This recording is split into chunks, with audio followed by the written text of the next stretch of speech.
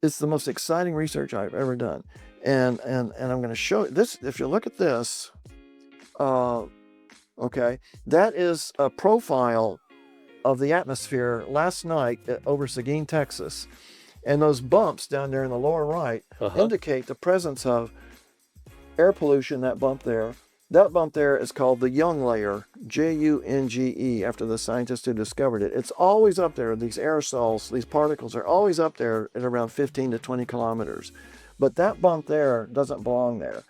That's caused by the Hunga Tonga volcano eruption of January 15, 2022, under the Pacific Ocean, out near in Micronesia. That was the biggest volcano eruption in our lifetime.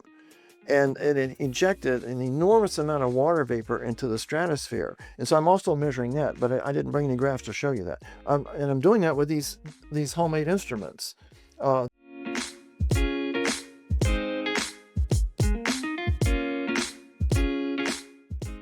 Welcome back to another episode of Discover Seguin. I'm your host, David Pope, and today we're visiting with Forrest Mims.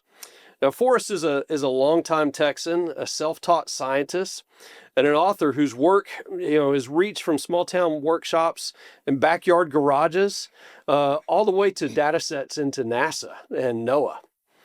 So many folks know him from, his best-selling electronics guides, the Radio Shack guides that, my parents had, and maybe some of you have still copies of, teaching you all kinds of things about electronics.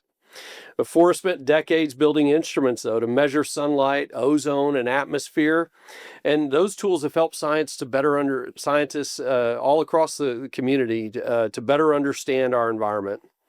And what makes Forrest's story especially important and meaningful here at Seguin is how it proves that, you don't have to have a PhD and you don't have to have a nationally recognized lab to do very important scientific work. It can be done right here in Seguin. So, Forrest, thank you for joining us. Well, thank you. I'm glad to be here. Yeah. So, you have brought with you an array of gadgets for us to look at and other things. And I want to get to that here shortly, but I'd love to just hear a little bit kind of just about Forrest and, your family. Tell us a little bit about your time in Seguin here and what else we should know about you. Well, I was born in Houston. I'm a fifth-generation Texan. I went to Texas A&M. I majored in government. I did not take science courses. I was going to say, that's not a science degree, is it? I was very weak in math. I took Algebra 1, and my average was 69 2/3. So they rounded it off to 70, and I passed. That's why I told my dad, there's no way. Yeah. I want to major in government and then get involved in various political avenues to teach science. And that's why I did it at ACOG for around almost 10 years. All right. So how did you end up here in Seguin? Well,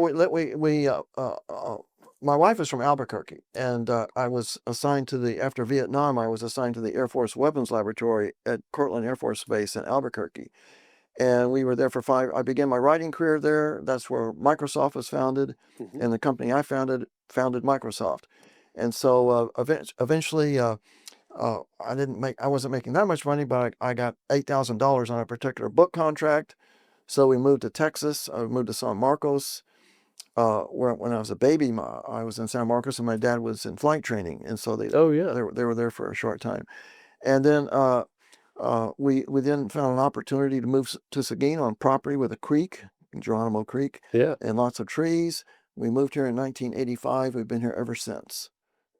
Fantastic. Now, so in San Marcos, and this is just a little bit of kind of personal history, we actually encountered one another. I lived in San Marcos, in Willow Creek, and you lived in Laurel Estates, which is kind of two neighborhoods that are really one neighborhood. Right. And, my parents and you and your wife went to church together. Yes. I rode my bicycle through Willow Creek every day. Yeah. In fact, I rode it 20 miles every day, but I'd go through Willow Creek first and then go out in the country on the interstate and then come back. That's awesome.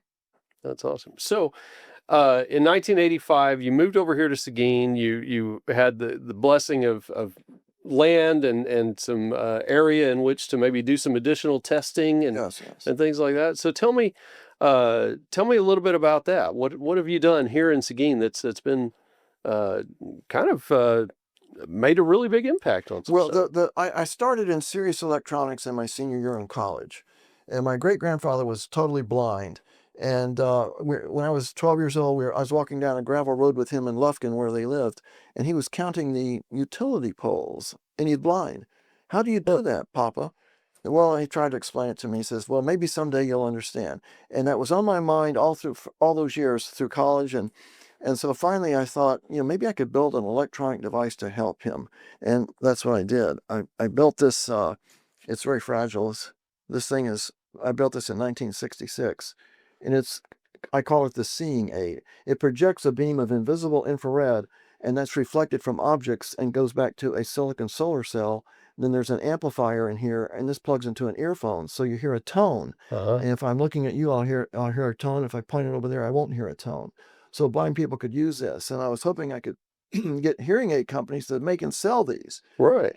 No, they were worried about liability. With the blind person might walk into a hole because it isn't designed to detect holes Sure. and sue the hearing aid company. So the project never advanced beyond this, and a whole series of these that were much more advanced.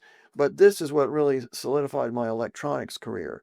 And so I was also in Vietnam. I wasn't supposed to be doing this, but I was launching rockets at night, testing a guidance system I developed. And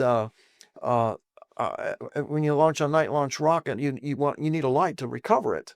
And Okay. so I built a light flasher that would flash a little light, and that's how I was able to recover these. It wasn't wise to be launching rockets in a war zone, by the way. Yeah, one think. Well, I was doing some daylight launches from the Cholon racetrack, which is an abandoned racetrack. I didn't know that the Viet Cong had used that as a rocket launching field. And I worked at night. I was an intelligence officer, and all of our work was at night. But in the daytime, I would launch these rockets. Well, anyway, here comes a helicopter, and it started hovering, and then it finally hovered right over the ground about 100 yards away, and then wham, straight towards me with a 50 caliber machine gun guy pointing his machine gun at me and the 4 or 5 little Vietnamese kids who were recovering my rockets. And I thought I was going to die. Oh, So I pull off my shirt, I'm waving my shirt and everything, and dirt's flying everywhere. Finally, they pivoted and left, and then I got a warning never to launch rockets from that area again. So it's a long story. It's in my book. So anyway, the light flasher became my first magazine article, a magazine called Model Rocketry, and they paid me $93.50. So I told my wife, I'm going to become a full-time writer. I left the Air Force after 4 years. I was a captain making a good salary. I went to work at the Albuquerque parking lot for their airport, okay. making 1/4 the money I was making as a captain in the Air Force. But eventually, make a long story short, eventually I started selling all kinds of electronics articles and magazines, and also the light flasher became the first product for a company that I co-founded with one of my best friends at the weapons lab, Ed Roberts. And so the reason I'm showing you this is the foundation of Microsoft. And this is a light beam communication system where these were in boxes and you could talk to one another over invisible light and these lenses were able to get 1,000 feet of range. Oh, wow. And our company was called MITS, M-I-T-S, Micro Instrumentation and Telemetry Systems. In 1974, Ed developed a computer. He was going bankrupt. I was no longer with the company, but I wrote all their instruction manuals in return for the device I was writing about. That was my pay. Gotcha. And so he developed this computer. If this didn't go, he was going to go bankrupt. His calculator business was failing. And anyway, it became the cover story on Popular Electronics, the magazine I've been writing for years. And when a guy named Paul Allen saw that in Harvard Square, he immediately bought a copy and ran to his best friend's dorm at Harvard, a guy named Bill Gates.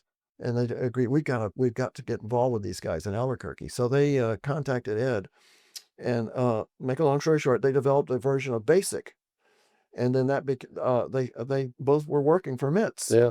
I was no longer an employee, but I wrote the manual for the Altair. So I got to know Paul Allen, but I didn't get to know Gates. At any rate, after 6 or 7 months in the fall of that year, that'll be exactly 50 years this September, they broke off from MITS and became Microsoft. And this is the That's fascinating. this is the founding of Microsoft. Wow.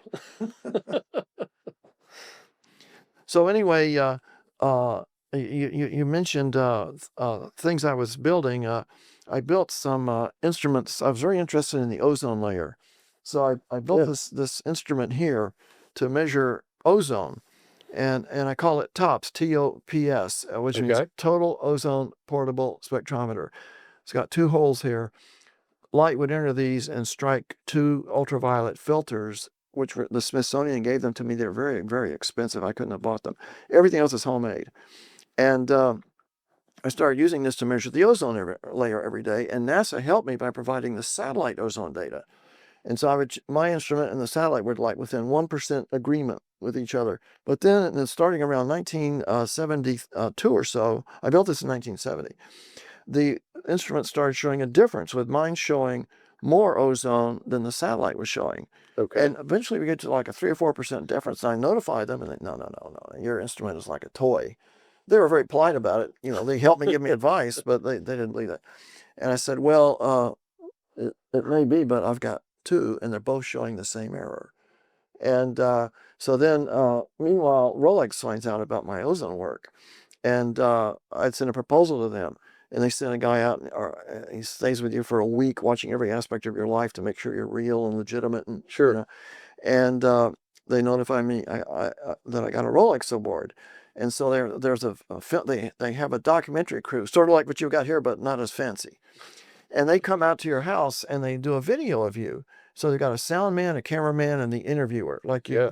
So David's the interviewer. Okay, you're interviewing.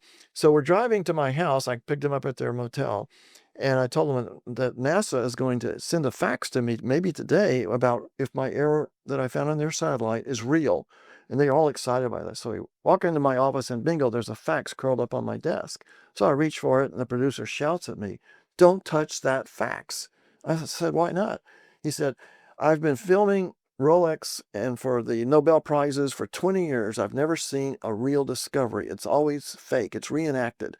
If that's really them admitting that you found an error in a satellite, I want to get that on film." So I said, made me leave the office. Yeah. So then after they get all the stuff set up, the lights and everything like you got here, but not as nice, they call me back in, and the producer says, "You may read your fax." So I opened the fax, and yes, they admitted that they had made an error. And then NASA called me on the phone. They didn't know that I had a Rolex film crew there.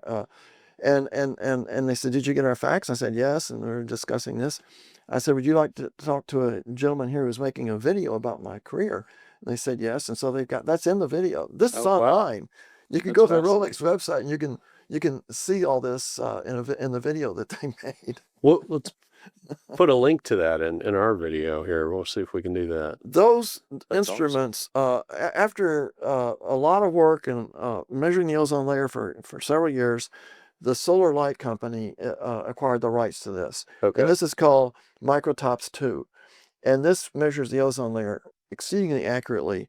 It's got 5 filters inside here. 3 are for ozone, 1 is for water vapor, and 1 is for optical depth of aerosols like dust and smoke and just junk in the sky. So tell me, now, help me out, because I'm not a science guy. Like you, I have a degree in political science and law, and so and I didn't have the same interests you obviously have.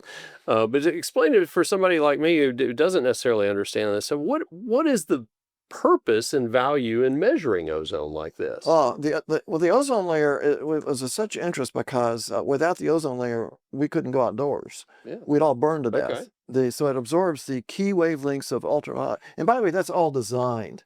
God, when he invents the earth, he has all these things in place that are necessary for an atmosphere that also protect us.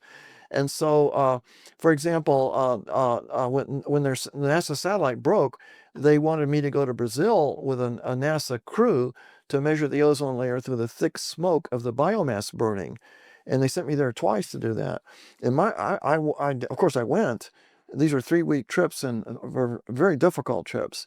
But my hypothesis was, wait a minute, if the smoke is blocking all the ultraviolet, the bacteria and viruses floating around in the air are not being killed by the the normal amounts of ultraviolet. Yeah. And bingo, I discovered that. I documented that very carefully.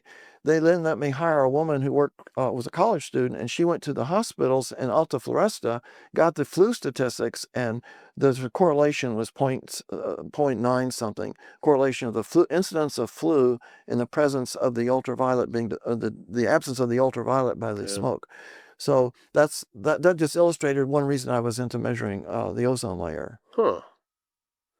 So the ozone layer allows certain particles to come through, but blocks the really harmful ones that are likely to kill us. Exactly. Right? Exactly. So when we're measuring it, though, from the ground, and we're measuring, where is the ozone layer? It's in the stratosphere, which when you fly on a jet plane and you're going, what's a typical long-distance jet flight that you've made? I don't know, 1,000 miles. Okay. 1,500 miles. If you flew 1,500 miles or 1,000, your aircraft is flying at the bottom of the stratosphere. Okay. You're also flying at the bottom of the ozone layer. And then it extends up and peaks at around 25 or so kilometers, and then sort of in a bulge like this, and then it fizzles out at 50 kilometers. There's no ozone. So you're experiencing that firsthand. That's why if you're flying a jet and the window allowed ultraviolet through, so the windows block the UV. But if they didn't, you'd be sunburned just sitting in your seat because of the ozone being suppressed the higher you go. Oh, gotcha. So you can measure it, though, from the ground. Yes. And just see how much is actually there. Right. Based upon the lights that are coming through. And I'm measuring it at 2 colors of ultraviolet. Okay. And in terms of wavelength of light, a scientist would say one wavelength is 300 nanometers, one is 305. Yeah. Now the satellite uses 305 and 317, which is really far apart. Mine is much closer, which means I can be more accurate than the satellite. And that's what, I studied all this. I realized that. And then I met some ozone experts, and we became friends, and they were very glad that I was using 300 and 305. Same with this here. That uses 3 colors of ultraviolet. They're all very close together. So we can do a better job than the satellite. The satellite, of course, can do the whole world. Right. So we can accept that fact that it's not quite as accurate. So you get breadth, but not depth. Exactly. Yeah. Exactly. Yeah. Exactly. Okay. Well, that's fantastic. Now, the one thing I should mention is that they gave me that plaque, or that what do you call this? A certificate? A certificate or poster. That was my Rolex thing. I found that last night. Thought I'd bring it in and show it to you. Well, thank you. We appreciate getting to see that. I can honestly say I have never seen a Rolex Award. It's the only one in Texas. Very few in the United States. There's been, I think, 160 since 1973. They only give 3 a year. Okay. When they do it, sometimes they don't do it annually. You also get a gold Rolex. I never wear this. It stays in a safe deposit box. Yeah. Because they're worth so much. But I wore it for you. Well, thank you. We appreciate you doing that. That's awesome. So, did you happen to bring? I don't see, but I mean, I think one of the things that probably you're most known for is the Radio Shack guides. Oh yeah. I mean, that's the every garage electrician or electronics expert knows of the Radio Shack guides. The hand lettered, they're hand lettered, and the first 2 were all kinds of circuits about various integrated circuits. So you have a page with an integrated circuit on it, and then all these different things you could make with it. And that was hand lettered with India ink on Mylar. Oh, wow. They sold hundreds of thousands of copies. Radio Shack had never experienced anything like that. And I had not either. Yeah. They were considered bestsellers. And then so one day my editor, Dave Gunzel, he said, he was reading my laboratory notebook. I used to keep laboratory notebooks before the computers came along. And everything's hand lettered in there. He says, we could make books out of your notebooks. And so I'm just going to turn to a random page. This is Getting Started in Electronics. This book is sold 1.4 million copies. That's just for sale. The book is stolen all over the world. I wrote 22, I believe it is, Radio Shack books, and they're all on the web. So folks watching this you can get them off the web, but please don't go to Amazon and buy them. But anyway, here you can just look at those. And this is with a 7/10 millimeter mechanical pencil. The first 2 are with India ink. The India ink, when you make a mistake with India ink, you have to do the whole page over. and this you can erase. This And yeah. I got a bloody finger from the Indian ink, just pressing it down. This finger was bleeding, so they let me use pencil for all of the other books. See, this is the big book. All the other books that are hand lettered are smaller versions, and they cover individual subjects like how, electronic timers, communications, science projects, and so forth. So this is fascinating. I mean, I don't know of any other book out there that I can even think of that is hand lettered like this. And it's interesting that it's done, for a manual. I mean, the Air Force and the Army and the Navy are using these books because they're so much easier to understand than the textbooks. And your handwriting's impeccable. I don't understand. I don't understand the textbooks. Yeah. I understand the basic electronics that allows me to describe it. And there's a solar cell there. Page. That is fantastic. That's the favorite page in that book, is that page. Is this page right here with the solar cells? Yes. Yeah. This book took 45 days to write. And that includes, at the end of the book, there are 100 circuits, electronic circuits. I built each of them 4 times. And you say, well, why'd you do that? When you build an electronic circuit, you start memorizing it. And when you memorize a circuit, you cheat when you're repeating it. If there's an error, you don't find the error because you memorize the proper circuit. And if there's an error on the page, you don't see it. So I checked each one 4 times, and the book had 0 errors. But I found errors when I was rechecking, say. And I assume there's a key to know what all of these different symbols mean. Everything in there is available from Radio Shack stores when Radio Shack was in business. That is fantastic. And so these are still available. You can get these on Amazon? Yes. Just like this, from Master Publishing. Yeah. Wow. That is awesome. Thank you for bringing that. I write other kinds of books too. This book here is a history of the Hawaii's Mauna Loa Observatory. I wrote this for NOAA. That was a 4-year project, and the Mauna Loa Observatory is historic. I've spent more nights and days there than any human being, 235 nights, because I have to get up early to start my measurements, and I have to stay up late to do twilight measurements. So I would live up there on my trips. Every 3 days or 2 days, I'd come down and get food and water, and then drive back up to the observatory. It's at 11,000 feet.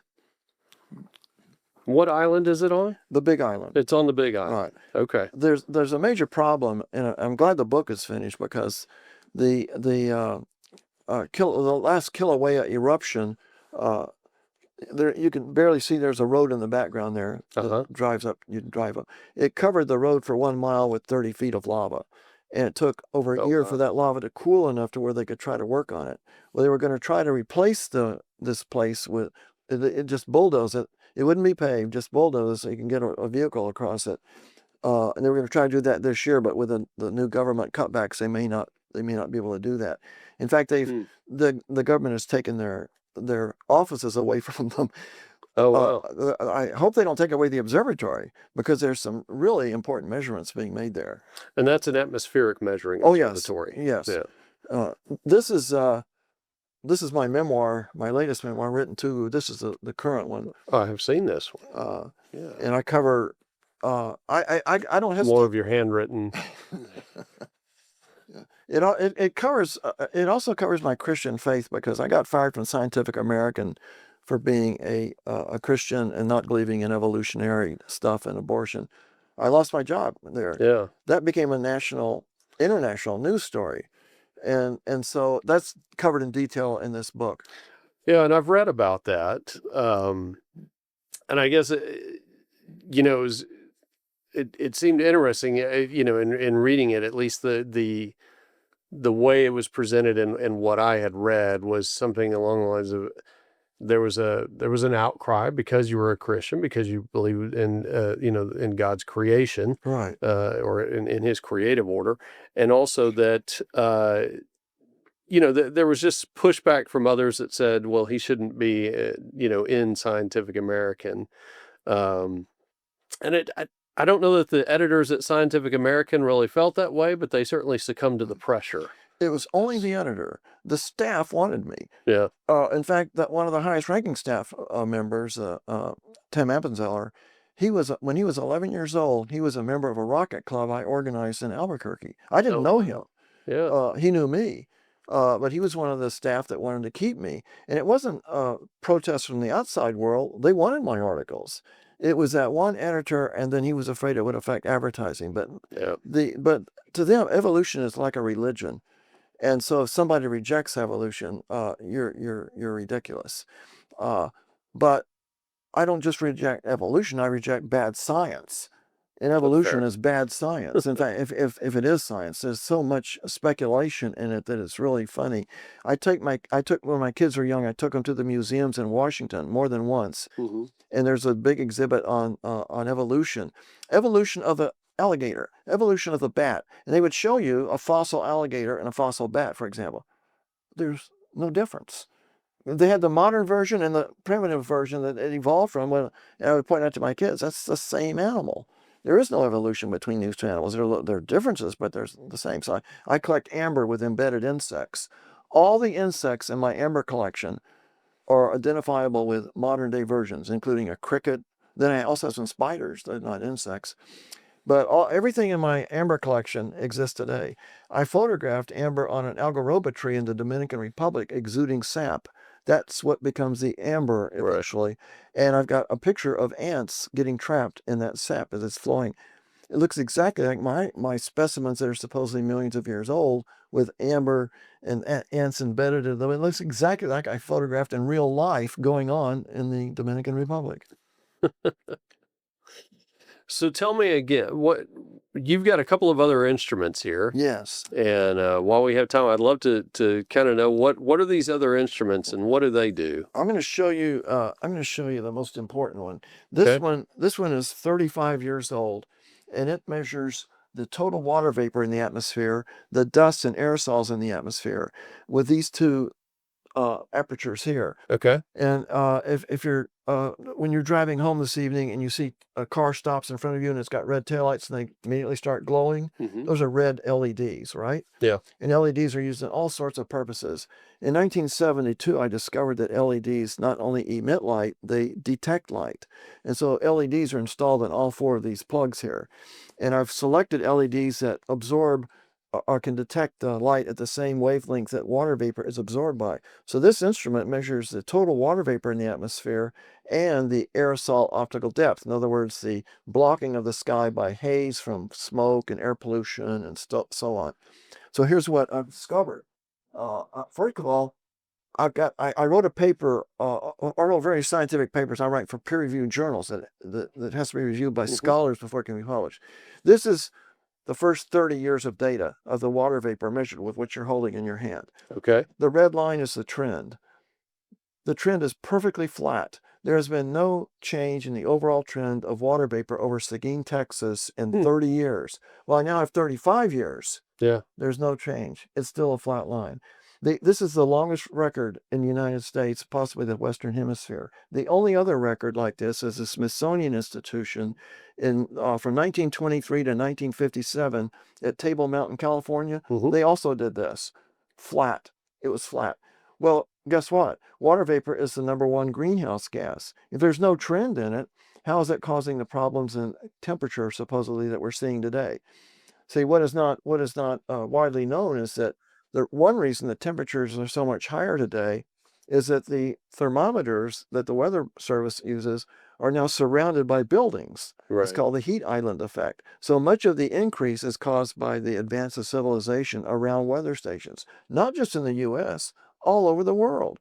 So therefore, we get an increase in temperature, which is false. It's not actually a climate increase. So NOAA, to their credit, has 120 news stations that are now 20 years old, and they're installed in very remote locations. One is at Hawaii's Mauna Loa Observatory. I've serviced it for them, checking the batteries and everything.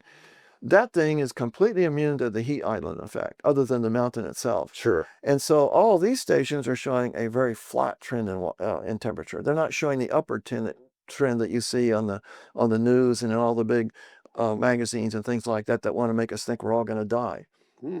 Anyway, so I now have the 35. My goal is 50 years. Okay. I once had a goal of 35. My brother said, look, well, don't stop it. What about 50? I said, I'll be 90 years old. Then, okay, set a goal for living to be 90 years and having 50 years of data. So that's my goal. That's awesome. Let me show you the inside of this thing. Okay. Oops. As you can see, it's homemade.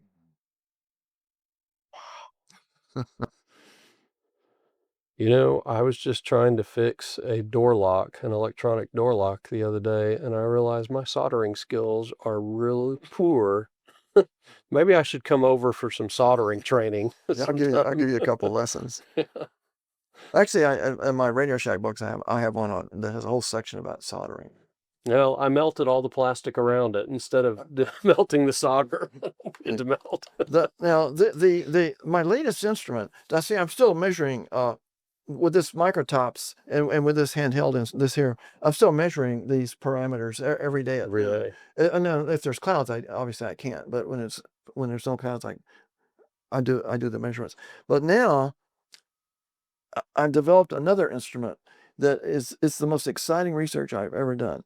And I'm going to show this. If you look at this, okay, that is a profile of the atmosphere last night over Seguin, Texas.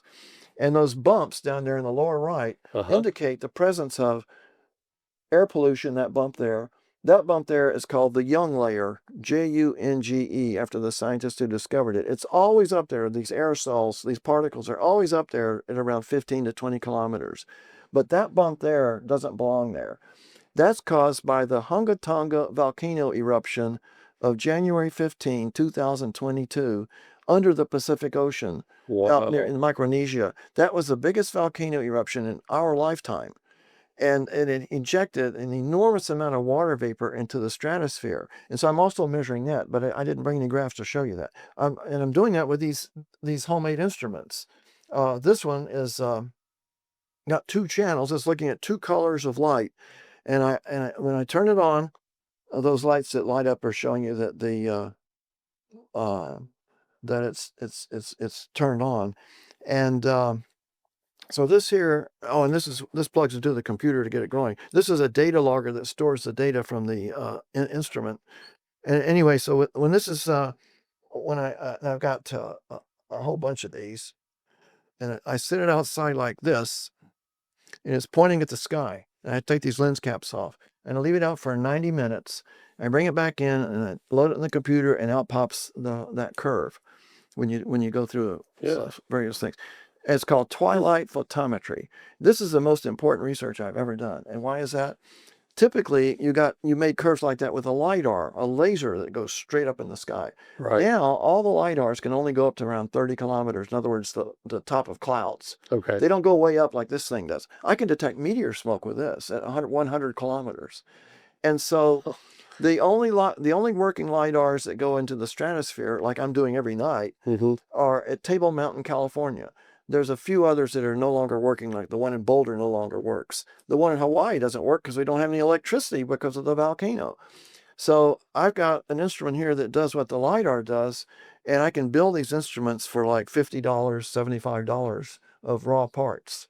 And so my goal, and Rolex, by the way, there's a couple of us that received supplemental grants for research. And I got one on the ultraviolet survey of Hawaii Island. They gave me a big grant for that several years ago. That's a scientific paper. It's a long paper. You might enjoy it because there's a guy called Sunny Sam, which is a mannequin face with ultraviolet sensors, and it's rotating thousands of times all day long, measuring the sunshine in the ultraviolet as the sun changes its angle throughout the day. That's a paper. It's got some new information in there. My second grant from Rolex has just arrived.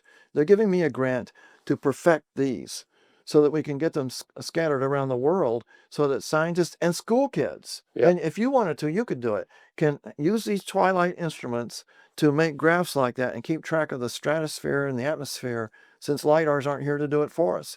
And if the government's trying to save money, go to Twilight. Forget the LiDARs. They're way too expensive. They're bulky, they're big, they use lots of power. It takes a room this size to hold some of these big light. The one at Mauna Loa would barely fit in this room. Oh, wow. So we can do all kinds of things with small homemade instruments that we didn't even realize we could do. Absolutely. And sometimes maybe the government is going a little too far beyond. So we need to spend a little more than we should on things. And then they don't repair them. The one in Boulder has been out of commission for over 10 years. Yeah. And they won't fix it. And now they're in big financial trouble because the government wised up, and the National Science Foundation hopefully is going to lose a lot of its money that goes for absolutely worthless research. I don't really care about if cockroaches are attracted to the color blue or whatever. Some of these weird papers or studies that people do are worthless. If they want to do that, fine, do it on your own, but don't make me help pay for it. And I almost believe that way about the studying the atmosphere. But one thing we can't do as cheaply as the government is launch weather balloons.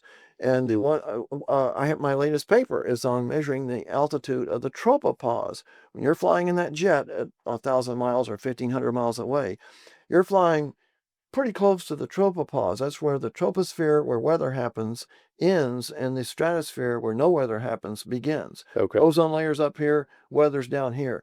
My instruments can detect the tropopause to within 1% of that measured by a weather balloon. That's my latest paper. Nobody knew that. Wow. I didn't know that. And I just started realizing, wait a minute, I'm starting to see some little pulses here that indicate that might be the tropopause. And it is. It's not because I'm detecting the water vapor change at the tropopause, because it's where the air becomes very dry. I'm detecting the particles that accumulate at the tropopause. That's what this thing does. And so what particles accumulate at the tropopause? Some of them are I'm going to use a fancy word, sulfate compounds. Okay. They're emitted by biomass smoke from burning of the forest when we have forest fires. Mm-hmm. That's one of the particles. And then they're also emitted, of course, by volcano eruptions. And there's a big supply of those up there in the lower stratosphere where the tropopause is. Then there's other chemicals up there that are emitted by gases emitted by trees. Air pollution can create some of these. That's why the Mauna Loa Observatory needs to be kept alive. It's been measuring carbon dioxide, what they think is the principal greenhouse gas, but which is really number 2. It's been doing that since 1958. Well, they've also been measuring total column water vapor since slightly before that. Right. Where's the papers on that? There's all these papers on what the CO2 measurements are. There are hardly any papers on the water vapor, and the latest one was like in the early 90s. And the gentleman in charge of that, I kept asking, when are you guys going to publish in other words, are they going to see a flat line curve like I measured? Right. Probably, but I don't know. And they don't know either because they haven't processed the data. And now the guy in charge of that is no longer living. So, which means he's not going to be replaced under the new budget criteria. Right. Well, Forrest, thank you so much for joining us. I'm apparently I have a long reading list that I'm going to have to start attacking here very soon. And I'm actually really kind of excited to get to do it. So thank you so much for sharing your knowledge, sharing kind of the things that you have done here in Seguin. And, folks, little did you know, I mean, we may have some budding scientists right here in our community. And if you didn't know, you have a local hero right here that you can look up to, and that I'm sure was more than happy to share more of his knowledge with you and his love of science. And so, folks, thank you so much for joining us, and we look forward to seeing you next time on the Discover Seguin podcast.